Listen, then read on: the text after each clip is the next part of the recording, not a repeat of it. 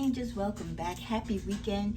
Welcome to Tigre and Tarot, your collective messages. This is my channel here on YouTube where I bring you energetic spiritual messages for all signs, 12 signs of the Zodiac collectively. Let's get started as we start this weekend, cleansing both your space and mind. This is your general love reading. With all general readings, my cards are blessed and prayed for to allot for time. I try to keep the videos under 30 minutes so that they can upload quicker and you have them to your availability.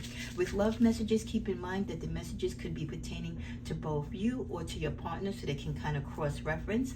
Also, time is fluid, so it can be pertaining to past, present, or future.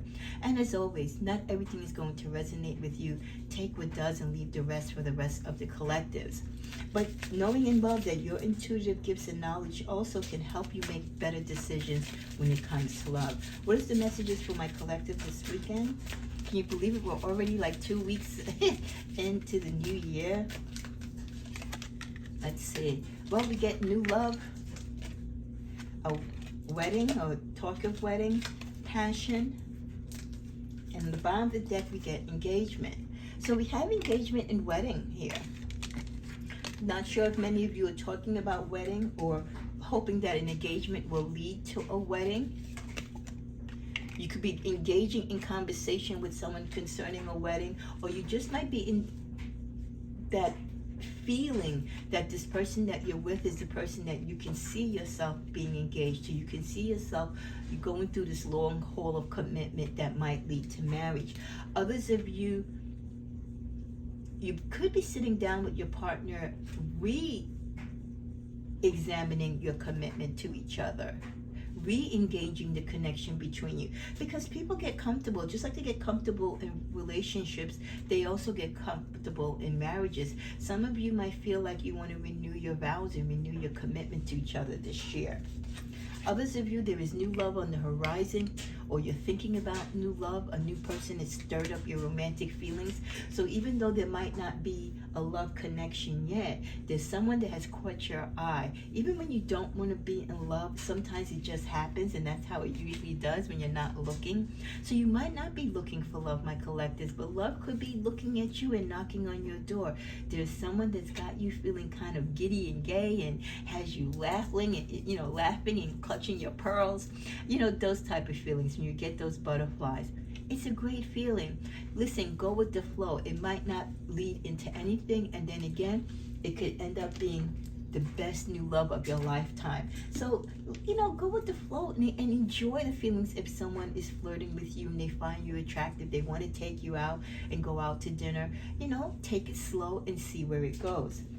This person could be very passionate, or you could be very passionate with this person, or together the sparks are really hot between the two of you. And the universe is saying, when you feel that type of passion with someone, don't be scared to let it go and to express it, Let's get one more final card from this deck. Forgiving and learning. Many of you, the reason why you're afraid to connect with people, or the reason that you're having problems in your marriages and you need to sit down and make recommitments to each other, is because you're holding on to things that have happened in the past to you or with you with this particular person. You can't hold people to things that have happened in the past. At some point, you have to learn to let go. Releasing the past will only help you to have better experience of love in the present, and that's where you should really be living, in the present, not so much in the past. Let's see what other clarifying messages we get from my collectives. Well, to tell the truth. Remember I said some of you who were coupled up and married might need to sit down and have a conversation about renewing your vows and your recommitment to each other because you're getting too comfortable.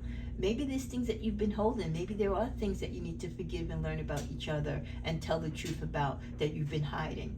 That can be kind of adding to the toxicity of your relationship, or why things aren't bad in your relationship, but they're not as great as they used to be. So tell the truth. Communicate with integrity.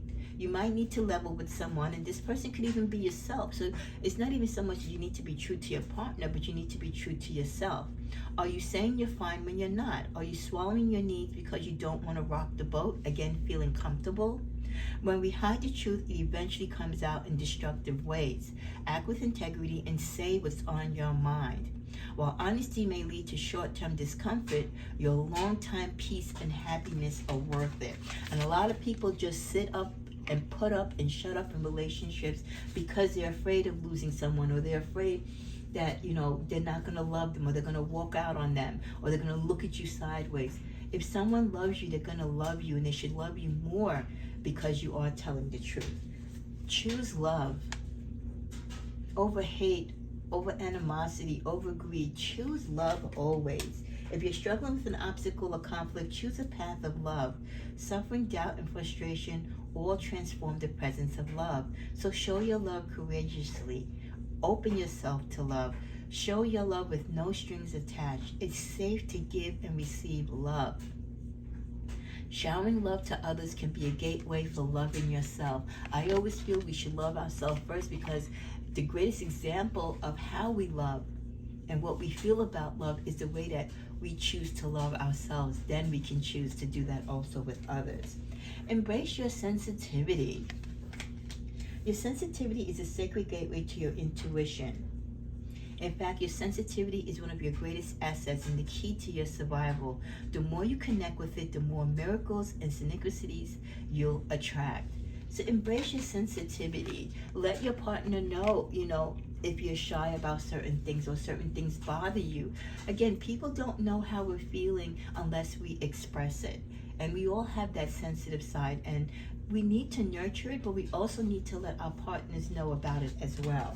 And then finally, we get from this deck, stop comparing your relationship, yourself, and your significant other to other people. That is such bad damage to your relationship. Nothing good can come out of it. You're not part of your other friends or other companies' relationship, and they're not part of yours. You're two separate entities with a separate agenda, a separate companionship, and what works for you, and what doesn't work for you doesn't work for you.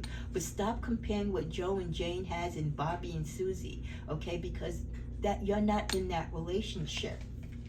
Apples don't compare themselves to oranges. Stars don't compete with other stars. They know there's room for everyone to shine in this universe. So embrace your differences. Don't compare and throw in your husband or wife's face that, oh, why can't you be like such and such? And vice versa. No one should ever demeanor you or lower your self-esteem by comparing you to another man or woman, especially when it comes to relationships. Celebrate your differences. Bring your fullest expression of yourself forward, and champion the others when they do the same. Instead of comparing each other to other couples or other situations, won't you look at what you do good together and grow on that and build from that, rather than tearing each other down, comparing to other people? Because again, we all live different lives, we all have different relationships, and what works for one couple might not work for another. Okay, as we come to a close, let's see if the final energies for this weekend reading for my collectives is guiding us to. We get the card of trust, secrets, risk, and closing out with the one. Many of you, you know what, as you start out this year, you are with the one that you need to be with, or you're getting familiar with someone. Maybe that new person coming into your life, that person that's giving you those butterflies, could be the one. So this person is already in your life or on the horizon. Trust how you feel about this person. Trust what this person feels about you. Don't blow the opportunity of love by holding on to secrets or accusing them of holding secrets. If you don't trust someone and you feel that they're holding secrets or vice versa, the relationship will never be able to manifest to the beautiful connection that you both can have. You take a risk when you don't trust people that you love. You take a risk when you keep secrets from the person that you love. So if someone truly loves you and you truly love them, be honest, be open. They should be able to handle it. No one that loves you should not be able to handle the truth. They should always want the truth, and you should be willing enough to take the risk to give them the truth. I hope this message reaches someone who needs to receive it, and I hope that you are blessed by this message. Thank you for watching, and may you have a great weekend. Bye.